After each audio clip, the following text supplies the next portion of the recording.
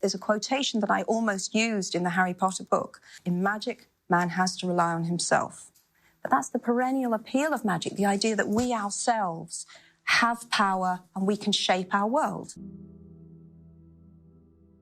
I came from a place where I was a single mother, and it really was hand to mouth at one point. Mm-hmm. It was as literally as poor as you can get in Britain without being homeless at one point. If you've ever been there, you will never, ever take for granted that you don't need to worry. Never. I had a very, very tiny baby, and then I walked straight into poverty and depression.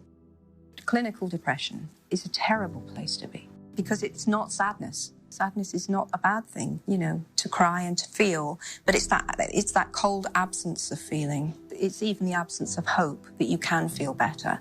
That really hollowed out feeling, that's what the dementors are.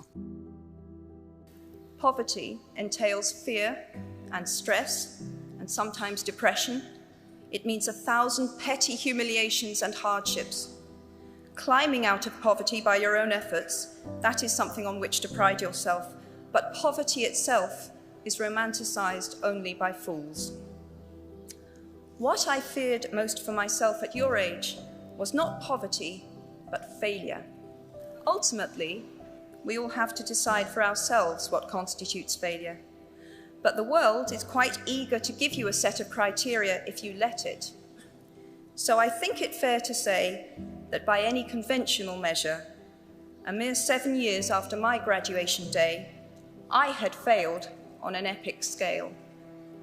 An exceptionally short-lived marriage had imploded, and I was jobless, a lone parent, and as poor as it is possible to be in modern Britain without being homeless. The fears that my parents had had for me and that I had had for myself had both come to pass. And by every usual standard, I was the biggest failure I knew. I had no idea then how far the tunnel extended, and for a long time, any light at the end of it was a hope rather than a reality.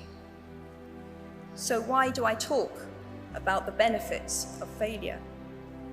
Simply because failure meant a stripping away of the inessential. I stopped pretending to myself that I was anything other than what I was, and began to direct all my energy into finishing the only work that mattered to me.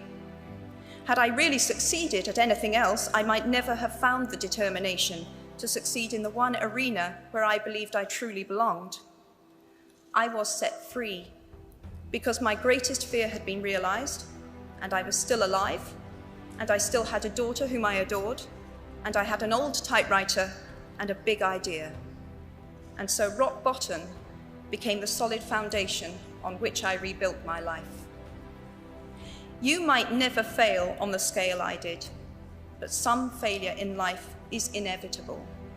It is impossible to live without failing at something, unless you live so cautiously that you might as well not have lived at all, in which case you fail by default. So given a time turner, I would tell my 21-year-old self that personal happiness lies in knowing that life is not a checklist of acquisition or achievement. Your qualifications, your CV, are not your life, though you will meet many people of my age and older who confuse the two. Life is difficult and complicated and beyond anyone's total control, and the humility to know that will enable you to survive its vicissitudes. Unlike any other creature on this planet, human beings can learn and understand without having experienced. They can think themselves into other people's places. Written by the Greek author Plutarch. What we achieve inwardly will change outer reality. That is an astonishing statement, and yet proven 1,000 times every day of our lives. It expresses in part our inescapable connection with the outside world, the fact that we touch other people's lives simply by existing. But how much more are you likely to touch other people's lives? We do not need magic to transform our world. We carry all the power we need inside ourselves already. We have the power to imagine better. in the first Harry Potter book, Dumbledore says to Harry, the happiest man alive would look in the mirror and see himself exactly as he is. So I would have to say that I'm pretty close. As is a tale, so is life. Not how long it is, but how good it is what matters.